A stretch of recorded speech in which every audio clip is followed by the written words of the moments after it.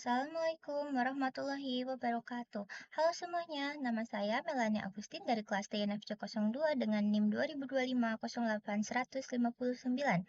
Hari ini saya akan memaparkan tentang program C++ saya, yaitu mengenai sistem rumah sakit.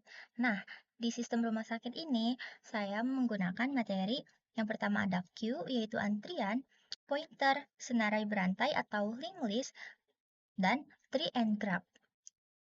Oke, pointer adalah variabel khusus yang menyimpan alamat memori. Jadi, menyimpan alamat memori ya, bukan nilai data biasa. Di dalam program ini, setiap kali ada pasien baru yang mendaftar di menu 1, kita menggunakan kata kunci new pasien. Nah, mengapa sih harus menggunakan new dan pointer? Karena di dunia nyata, kita tidak pernah tahu berapa jumlah pasien yang akan datang ke rumah sakit hari ini. Dengan pointer, komputer hanya akan memesan memori di RAM yang tepat saat tombol daftar ditekan. Pointer P bertindak sebagai petunjuk jalan. Alamat memori pasien inilah yang nantinya kita oper ke struktur data lain seperti antrian atau queue dan database atau tree. Selanjutnya masuk ke queue. Queue adalah struktur data linear yang beroperasi berdasarkan prinsip FIFO atau first in, first out. Di dalam aplikasi Rumah Sakit Mani ini, konsep queue saya gunakan untuk mensimulasikan alur pelayanan pasien di klinik atau ruang dokter. Prinsip utama yang digunakan adalah FIFO atau first in, first out, yang artinya pasien yang pertama kali datang dan mendaftar di menu 1, dialah yang berhak dipanggil dan diperiksa terlebih dahulu di menu 2. Ketika fungsi NQ dijalankan di menu 1, sistem akan membuat node antrean baru dan meletakkannya di posisi tail atau baris paling belakang. Sedangkan saat dokter mengklik di menu 2 untuk memanggil pasien, fungsi DQ akan bekerja. Fungsi ini akan mengambil data dari posisi head atau posisi paling depan, menampilkannya ke layar lalu memajukan posisi head ke pasien berikutnya. Lalu kita masuk ke tree. Tree adalah struktur data nonlinear hierarkis. Jenis yang digunakan di sini adalah binary search tree atau BST. Di dalam aplikasi Rumah Sakit Mini ini, tree bertindak sebagai database utama pasien. Nah, begini analoginya. Bayangkan jika rumah sakit memiliki 10.000 data pasien. Jika menggunakan link list biasa untuk mencari pasien terakhir, komputer harus mengecek satu persatu dari pasien 1 hingga ke 10.000.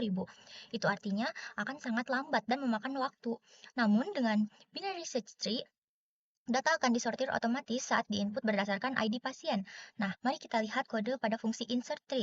Jika kita menginput pasien dengan ID yang lebih kecil dari root, komputer akan otomatis belok ke kiri. Sebaliknya, jika ID-nya lebih besar, komputer belok ke kanan. Alhasil, saat kita melakukan pencarian di menu 4 lewat fungsi tree, setiap kali komputer memeriksa satu node, dia akan mengeliminasi setengah dari sisa data yang tidak perlu dicari.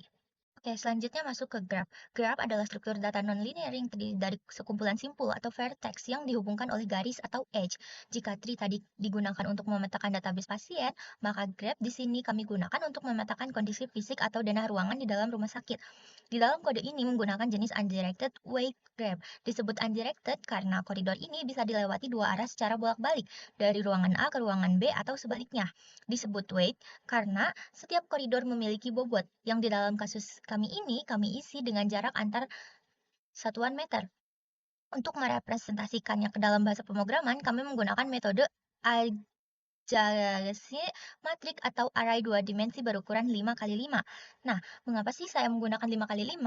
Karena di dalam sistem ini kami membatasi ada 5 ruangan utama, mulai dari ruang pendaftaran dengan indeks 0 hingga ruangan IGD dengan indeks 4. Saat fungsi peta RS hubungkan dipanggil ke dalam main, komputer akan mengisi nilai di dalam matriks tersebut. Ketika pengguna memilih menu 5, fungsi cetak graph akan melakukan perulangan atau looping untuk membaca matriks tersebut dan menampilkan rute serta jarak antar ruangan secara rapi ke layar komputer.